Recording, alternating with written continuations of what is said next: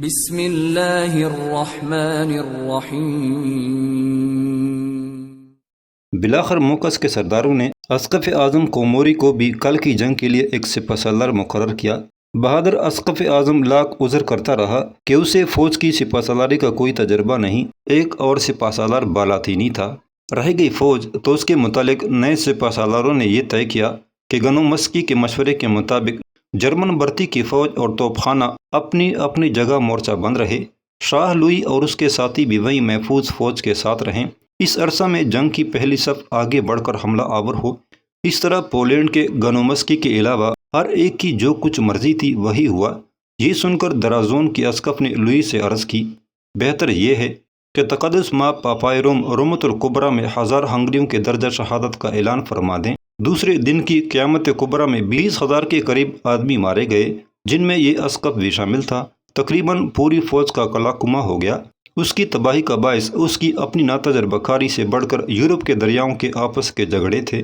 Hungary کے سوار بڑے بہادر اور کڑے سپاہی تھے۔ وہ ایشیا کے سبزہ زاروں سے میگیاروں کی نسل سے تھے اور یورپ بھر میں بہترین شاہ سوار سمجھے جاتے تھے۔ اس دن جو حضرت یوحنا سے منسوب تھا، ان کے پہلے دستے ہلا کر کے ترکوں کی یورپی فوج میں گھس گئے، پھر وہ ایشیائی فوج کے قلب تک محض اپنی طاقت سے گھس کر پہنچ گئے۔ اس وقت بالاطینی سپہ سالار اپنا گھوڑا دوڑاتا ہوا درختوں سے ڈکی ہوئی پہاڑی پر چڑھ گیا، جہاں محافظ فوج کی صفیں انتظار کر رہی تھی۔ شاہ لوئی کے پرچم کے پاس پہنچ کر اس نے چلا کر اعلان کیا کہ فتح قریب قریب حاصل ہو گئی ہے۔ نوجوان بادشاہ نے فوراً پیش قدمی کا حکم دیا اور محافظ دستوں کو لے کر جرمن نیزہ بازوں اور توپ خانوں کو پیچھے چھوڑ کر آگے بڑھ گیا۔ ٹیلوں پر سے گھوڑے دوڑاتے ہوئے وہ اس مقام پر پہنچے جہاں پہلے لڑائی ہوئی تھی۔ اسقف اعظم توموری کے علاوہ اور کسی نے دریا سے کافی دور اپنے عقب سے بڑھتی ہوئی ترک فوج کو نہیں دیکھا تھا۔ ہنگری والوں کو یہ پتہ نہیں تھا کہ منظم دشمن کی پہلی 2 صفوں نے عمدہ ہنگری کے سواروں کو گھیرنے کے لیے ہٹ کر راستہ بنا دیا تھا۔ تیسری ترک فوج ان کے سامنے راستہ دینے کے لیے منتشر نہیں۔ اس فوج میں بھاری توپ خانہ تھا جو زنجیروں سے بندھا ہوا تھا۔ ینیچری دستے اکٹھے سلیمان اور اس کے محافظ دستے تھے اور سپاہیوں کی فوج تھی۔ اس جمی ہوئی فوج کے مقابلے میں ہنگریوں کے پہلے کی صفوں کے سوار مجتمع ہو گئے، لیکن توپوں کے دھویں سے ان کے گلے گھٹنے لگے اور ان کے گھوڑے بے قابو ہو گئے۔ اس افراتفری کے عالم میں نوجوان بادشاہ لوئی اور اس کی فوج گھوڑے دوڑاتی ہوئی پہنچی۔ تک کر ہنگریوی فوج نے اپنی صفوں کو منظم کرنے کی کوشش کی، لیکن دونوں طرف سے سواروں نے ان پر حملہ کر دیا۔ وہ پھر گھر کے ایک جگہ جمع ہو گئے اور ان کے زیرہ بختر سے لدے ہوئے گھوڑے کیچڑ میں دھنسنے اور پھسلنے لگے۔ انہوں نے اس دلدل سے باہر نکلنا چاہا اور پھر تکے ماندے گھوڑوں پر بھاگ کھڑے ہوئے۔ صرف ہلکے ہزاروں کے دستے میدان سے بھاگ کر نکلنے میں کامیاب ہو گئے۔ 2 اسقف اعظم، 6 اسقف، ہنگری کے دربار کے افسر اور 500 امراء وہیں کھیت رہے اور ان کے ساتھ سیدھے نیک آدمیوں کی جتنی فوج تھی وہ ساری کی ساری تہہ تیغ ہو گئی۔ 1 مہینہ کے بعد شاہی لوئی کی لاش ایک گھاٹی میں کیچڑ میں دبی ہوئی پائی گئی۔ اس شام سپہر اور مغرب کے درمیان جب سلیمان نے تعاقب سے فوج کو واپس بلوانے کے لیے طبل بجوایا تو ہنگری قوم کے سردار اور اس کے تمام امراء کا خاتمہ ہو چکا تھا۔ محاکس میں عیسائی فوج کی تعداد تقریباً 25,000 تھی۔ ٹھیک اعداد و شمار کا پتہ نہیں۔ اس کے برعکس یورپ کے مورخوں نے ترکوں کی تعداد بڑے مبالغہ کے ساتھ 1 لاکھ سے 3 لاکھ تک بیان کی ہے۔ محاکس میں اسقف اعظم توموری نے ان کی تعداد کا اندازہ 70,000 لگایا تھا۔ زیادہ امکان اس کا ہے کہ ترکوں کی فوج میں کوئی 9,000 ینیچری ہوں گے، 7,000 سوار فوج اور 30,000 کے قریب یورپ اور ایشیا کے عساکر، تقریباً 46,000۔ اتنی ہی تعداد اقنجی یا چھاپے مار دستوں کی ہوگی، جن میں انجینئر اور دوسرے ملازم پیشہ دستے بھی شامل ہوں گے۔ ترک فوج قسطنطنیہ سے محاکس آئی تھی جو 600 میل دور تھا اور راستے میں قلعوں کی حفاظت اور سامان رسد کی باہم رسانی کے لیے بہت سے دستے چھوڑتی آئی تھی۔ سلیمان اس بر اعظم کا غور سے مطالعہ کر رہا تھا جس کو اس نے اپنا وطن بنایا تھا، اور اس سلسلے میں وہ اکثر یہ سوچا کرتا تھا کہ ہنگری کے پہاڑوں کے اس پار اس بر اعظم کے کیا حالات ہوں گے۔ اس میں کوئی شک نہیں کہ اس نے ارسطو کی کتابیں پڑھی تھی۔ مدرسہ کے طالب علموں کی طرح اس نے میمونیڈیز کے فلسفے کا مطالعہ کیا تھا، لیکن خود اپنے زمانے کی یورپ کی زندگی اس نے نہیں دیکھی تھی۔ اس کے دربار میں صرف ایک یورپی سفیر تھا، یعنی وینس کا، جو اس کی سلطنت اور مغربی یورپ کے بیچ میں واقع تھی۔ ترک چونکہ تاجر پیشہ نہیں تھے، یورپ میں ان کی تجارتی چوکیاں نہیں تھی۔ ترک جہاز ابھی تک ایشیائی ساحل، بحر اسود اور شاید اس پار مصر تک ہی آیا جایا کرتے تھے۔ رہ گئے جہازی جو مغرب سے آگے گولڈن ہارن میں جمع ہوتے تھے وہ ریشم یا ہاتھی دانت یا مثالوں جیسی اجناس کی تجارت میں نفع کمانے آتے تھے۔ ساحل پر ان جہازیوں کی گپ شپ کی اطلاع سلیمان تک بھی پہنچ جاتی تھی، لیکن وہ اس پر یقین کرے یا نہ کرے، کبھی کبھی فرانجی پانی جیسا قاصد اس کے پاس آ کے بیٹھ کے اسے باتیں کرتا، اپنی کوئی عرضی لے کر آتا۔ میمو جیسے سفیر سے تو صرف چالاکی اور دغابازی کی توقع تھی، اس لیے یورپ کے مسئلے پر تنہائی میں سوچتے سلیمان نے ابراہیم سے اصرار کرنا شروع کیا کہ اجنبیوں سے یورپ کے متعلق اطلاعات حاصل کرو۔ وزیر ان اطلاعات کے مقابلے میں لوئی جی گریتی پر بھروسہ کرتا تھا۔ اس نے سلطان سے عرض کی کہ وہ اس کے ساتھ گریتی کے مکان پر چلے۔ سلطان نے سلاطین آل عثمان کی پرانی رسم توڑ کے اس مشورے پر عمل کیا۔ اس جلاوطن شخص کے مکان کے چبوترے پر بیٹھ کر ان سب نے آپس میں اس طرح گفتگو کی کہ اور کوئی نہ سن سکے، لیکن لوگوں نے سلطان کو دیکھ لیا اور پکے مسلمانوں کو رنج ہوا کہ خلیفۃ المسلمین اس طرح ایک معمولی آدمی کی طرف ایک ایسے نصرانی کے گھر جائے جو رشوتیں لیتا ہے اور شراب خور ہے۔ وہ 3 آدمی جو چبوترے پر بیٹھے تھے ان میں سے 2 بڑی دولت کما رہے تھے۔ ابراہیم نے سلطان پر یہ ظاہر نہیں ہونے دیا تھا کہ وہ گریتی سے کیا کام لے رہا ہے۔ دونوں نے سلطان پر زور دیا کہ وینس سے بڑے اچھے تعلقات رکھنے چاہیے۔ یہ ان دونوں نے سچ کہا کہ وینس ان دنوں ہاپس برگوں کا قدرتی دشمن ہے اور ان کے عروج سے خائف ہے۔ فرانسیسیوں کو بھی اگر مصر میں تجارتی مراعات دی جائیں تو اس سے فرانس کے حق میں سلطان کی خوشنودی کا اظہار ہوگا۔ سلیمان کی سمجھ میں کچھ نہیں آیا کہ اس کے حریف چارلس کے اور اتنے دشمن کیوں ہیں۔ چونکہ چارلس اسپین کا بھی بادشاہ تھا، اس لیے پرتگیزی نئی دنیا میں اس کی مخالفت کر رہے تھے اور نئی دنیا سے اس کے لیے جہازوں میں بر بر کے چاندی آتی تھی۔ گریتی نے عرض کی کہ پرتگیزی مشرق کی طرف بھی جہاز رانی کر رہے ہیں تاکہ مشرق کے بعید کے بندرگاہوں میں نت نئی دولت کمائیں، لیکن چارلس جیسا بادشاہ فیوگرس مہاجنوں کے خاندان کا مقروض کیسے تھا؟ اس لیے کہ اس کے پاس اتنی رقم موجود نہیں تھی کہ وہ اپنی بے شمار فوجوں کو تنخواہ دے سکے۔ اگر چارلس رومت الکبریٰ کے پاپائے اعظم کا دوست تھا تو اس نے روم کے شہر پر یورش کر کے اسے تخت و تاراج کیوں کیا اور پاپائی روم کو اس کے اپنے سینٹ آنجلو کے قلعے میں قیدی بنا کے کیوں رکھا ہے؟ اس کی فوجوں نے رومت الکبریٰ کو روپیہ حاصل کرنے کے لیے لوٹا۔ اس کی فوج کا بیشتر حصہ سوئٹزرلینڈ کے نیزہ بازوں اور جرمن لانڈس کنشٹ سپاہیوں پر مشتمل ہے۔ جب سلیمان بودا سے واپس پلٹا تو انہیں اس کا موقع مل گیا کہ آزادی سے اٹلی میں لوٹ اور غارت گری کا بازار گرم کریں۔ جرمنوں کو چارلس کا بھائی فریڈینڈ تنخواہ دیتا تھا۔ اگر پاپائی روم واقعتاً عیسائیوں کا سب سے بڑا سردار ہے تو اس نے چارلس کی فوج کی غارت گر دستوں کو دخل اندازی سے کیوں نہیں روکا؟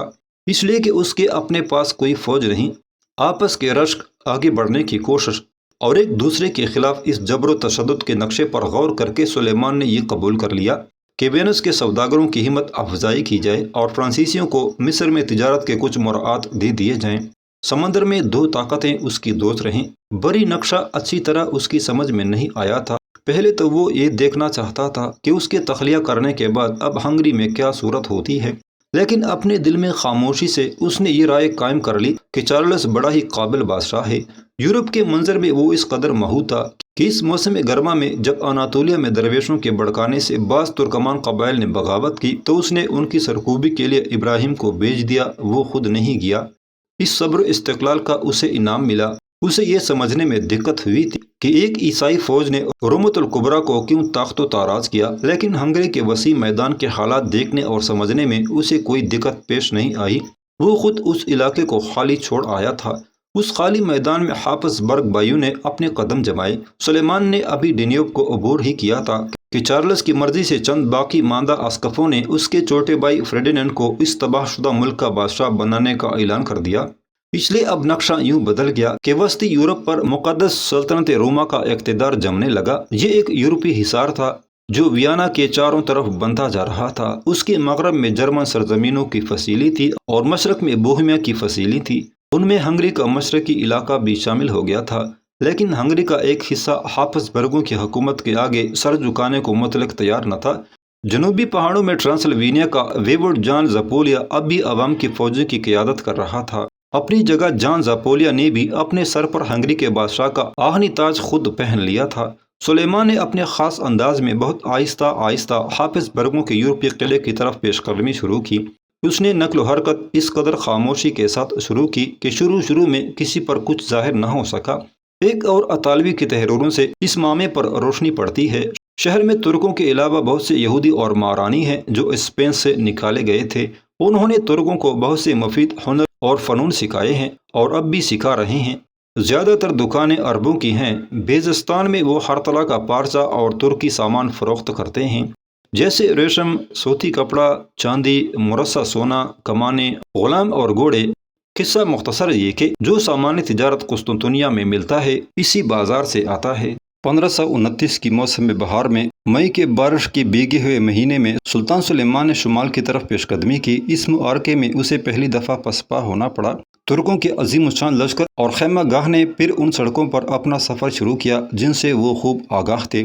آدرنا میں رومیوں کے آثار سناوید کے پاس سے ہوتے ہوئے وہ پہاڑوں کے دروں میں جا نکلے۔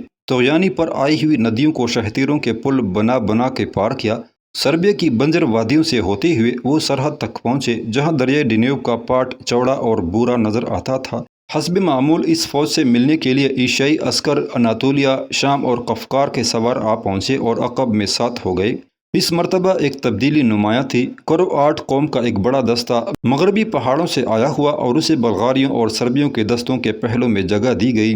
محاکس کے سبزہ زار پر جو ترکوں کا خوب دیکھا بالا ہوا تھا، زاپولیا 6000 ہنگریوں کے ساتھ نمودار ہوا اور ابراہیم نے اس کا استقبال کیا کیونکہ اب وہ سلطان سلیمان کا حریف اور ہنگری کا بادشاہ تھا۔ ایک اور سردار پیٹر پیرینی ہنگری کا آہنی تاج لے کر حاضر ہوا۔ لوئیجی گریتی نے ان ہنگریوں کے دستے کے ساتھ اپنا خیمہ نصب کیا۔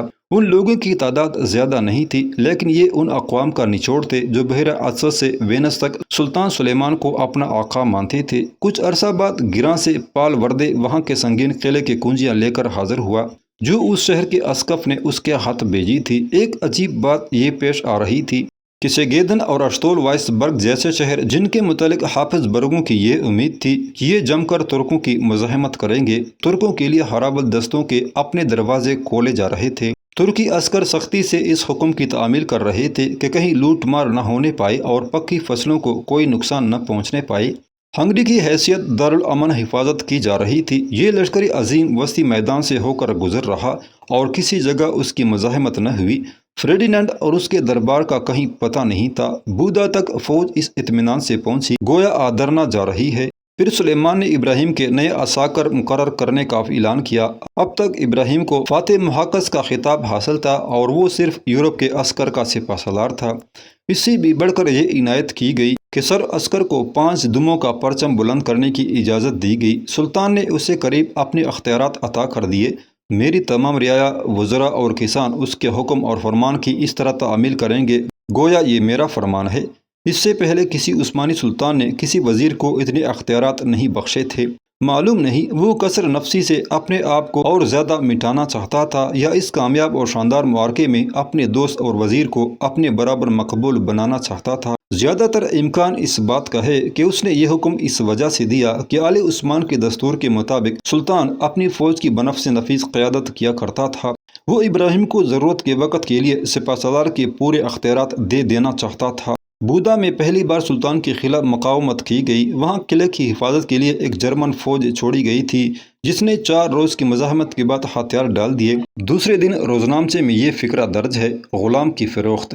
بودا میں سلیمان کو مغرب کی خبریں ملی۔ فریڈینانڈ بہت دور جرمن دربار میں ویانا کی حفاظت کے لیے فوجیں جمع کر رہا تھا۔ اٹلی میں فرانس کے ناقابل اعتبار بادشاہ نے اپنے دشمن جرمن شہنشاہ سے صلح کر لی تھی۔ یہ صلح جو معاہدے کا مبرے کہلاتی ہے، اب سے مہینہ بھر پہلے کی گئی تھی جب چارلس کو اس کی اطلاع ملی کہ سلیمان شمالی جانب ڈینیب کی سمت پہ پیش قدمی کر رہا ہے۔ چارلس نے مشرق میں اس خطرے کے اس احساس کی وجہ سے بدقسمت فرانسس سے بہت آسان سی شرطوں پر بڑی صورت سے صلح کر لی۔ فرانسس نے یہ عہد کر لیا کہ وہ ترکوں کے خلاف کمک بہم پہنچائے گا۔ کسی تاریخ میں اس کا ذکر نہیں کہ اپنے حلیف کی اس غداری کے متعلق سلیمان نے کیا رائے قائم کی۔ 2 دن تک وہ سیر شکار میں مصروف رہا اور زاپولیا اپنے نئے محل میں تخت نشین ہوا۔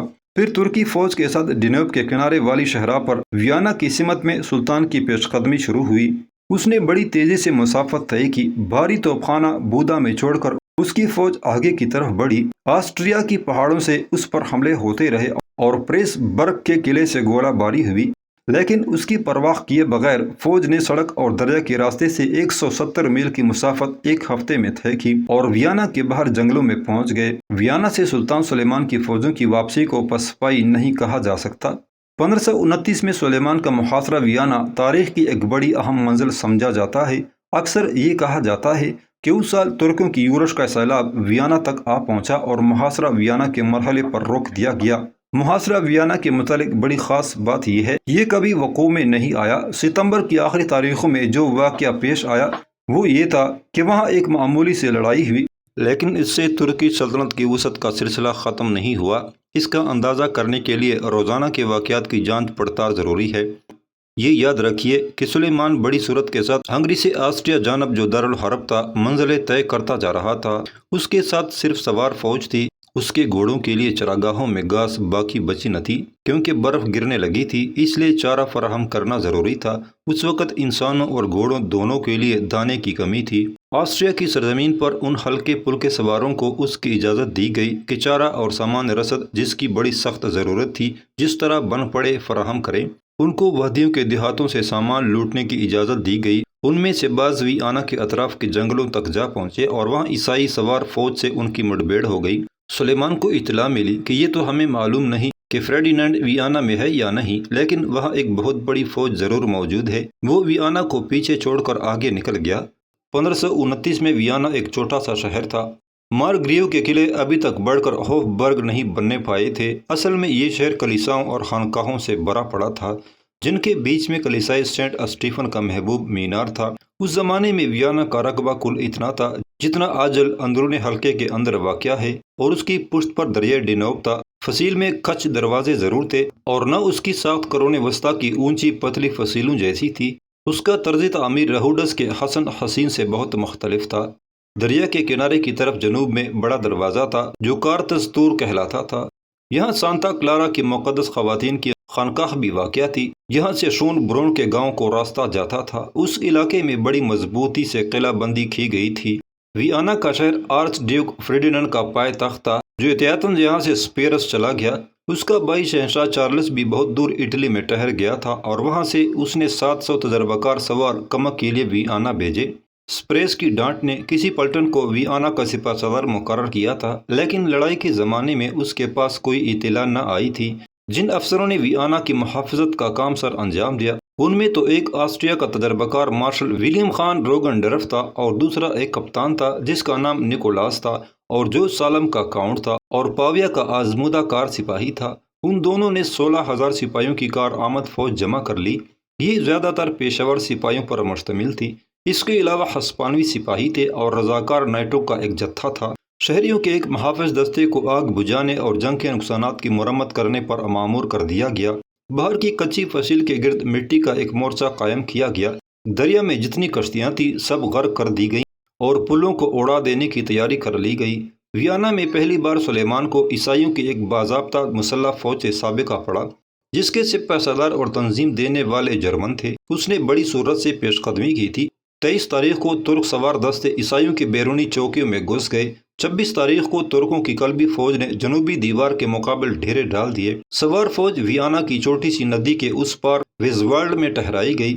سلیمان اور اس کے سر عسکر کے خیمے کارتس تور کے عین مقابل تھے۔ 27 کو پریس برگ کی گولہ باری کی زد سے نکل کر ترکوں کا دریائی بیڑا ڈینوب کے راستے آ پہنچا۔ اس کو شہر اور ندی کے شمالی کنارے کے درمیان رسل رسائل کا سلسلہ منقطع کرنے کے لیے متعین کر دیا گیا، اور شمال میں آسٹروی کمک کی فوج آ رہی تھی، لیکن وہ ایک فاصلے پر ہی رہ گئی۔ اس درمیان میں ہلکی ترک سواروں کی فوج تیزی سے جنوبی آسٹریا میں پھیلتی جا رہی تھی۔ اس عرصے میں کاؤنٹ سالم اور روگن ڈروف نے تمام فوجیں شہر کے اندر اکٹھی کر لی تھی، مگر ان کا شہر کے اندر محصور رہنے کا ارادہ نہ تھا۔ اسی اثنا میں بہت جلد سلیمان کو ایک قیدی سے معلوم ہو گیا کہ فریڈینانڈ اپنی فوج کے ساتھ ویانا میں نہیں ہے، لیکن اسے یقین سے یہ معلوم نہ ہو سکا۔ ترکوں نے آسٹریویوں کے پاس پیغام بھیجا، آج سے تیسرے دن ہم تمہاری فصیل کے اندر ناشتہ کریں گے۔ کارتس تور کی فصیل کی جانب خندقیں کھودنا شروع کر دی، اور ان خندقوں کے راستے انہوں نے توپ خانے کو آگے بڑھانا شروع کیا۔ میسور کسانوں کو تعجب ہوا کہ چاروں طرف سے شہر کا محاصرہ کیوں نہیں کیا گیا۔ ترکوں کے خیمے صرف جنوب کی طرف نصب تھے۔ یہ دیکھ کر انہوں نے شہر سے باہر نکل کر حملہ کرنے کا ارادہ کیا تاکہ ترک انجینئروں اور ان کے کام کو روک دیں۔ سلیمان نے واپسی کو تصفیہ کر لیا، لیکن جیسا کہ ان موقعوں پر ہوتا ہے ان کا تصفیہ بین بین تھا۔ روانگی سے پہلے ایک حملہ اور کر لیا جائے۔ غالباً ان پاشاؤں اور آغاؤں کو جو اس جنگی دربار میں شریک تھے یہ ہدایت کر دی گئی تھی کہ وہ سپاہیوں سے اس تصفیے کا ذکر نہ کریں کہ ویانا سے واپسی عمل میں لائی جائے گی، لیکن یہ خبر پھیل ہی گئی، یا کم سے کم جنگ آزمودہ سپاہی یہ بام گئے کہ اب واپسی کا ارادہ ہے۔ 2 دن تک نئی سرنگوں پر کام ہوتا رہا۔ البانوی دستوں نے فصیل کے ایک نئے شگاف میں گھسنے کی کوشش کی اور ان کے 200 آدمی کام آئے۔ سلیمان اور ابراہیم نے بیس بدلا، تاج اور کلا اتار کے اونی خفتان اور ٹوپیاں پہنی اور قریب سے فصیل کا معائنہ کیا۔ ینیچریوں سے وعدہ کیا گیا کہ فی کس 20 اشرفیاں انعام میں دی جائیں گی، اور پہلا سپاہی جو فصیل پر چڑھے گا اسے ترقی ملے گی اور جائیداد انعام میں دی جائے گی۔ 13 اکتوبر کو یہ آزمائشی حملہ شروع ہوا اور قطعاً ناکام رہا۔ سالم کا نکولاس اور ردگن دروف اس کے لیے پہلے سے تیار تھے۔ انہوں نے شراب کے خالی پیپوں میں پتھر اور مٹی بھر کے انہیں ایک قطار میں چن دیا تھا اور ان کے پیچھے اپنی توپیں نصب کی تھی۔ جرمنوں کی پیشہ ور بندوق مار فوج نے استقلال اور یقین سے مقابلہ کیا۔ اس کے برعکس محاصرین کا دل اب لڑائی میں نہیں تھا۔ کہیں کہیں افسر سپاہیوں کو تلواروں کے چوڑے حصے سے مار مار کے آگے بڑھا رہے تھے۔ سپہر کے 3 بجے یہ آخر کوشش ختم ہو گئی۔ ترک عسکری جن کو یہ معلوم ہو گیا تھا کہ فوج واپس ہونے والی ہے، اپنے افسروں کے ساتھ آگے بڑھنے پر رضامند ہوتے تھے۔ اس روز آدھی رات ترکوں کی صفوں میں جہاں ضرورت سے زیادہ رسد اور کچھ جھونپڑیاں تھیں ان میں آگ لگا دی گئی۔ ویانا کی فصیل کے محافظین نے قیدیوں کی چیخ و پکار سنی، جو ان قیدیوں کو تحقیق کیا جا رہا تھا جو کم سن تھا، انہیں ساتھ لے جانے کے لیے باقی رہنے دیا گیا تھا۔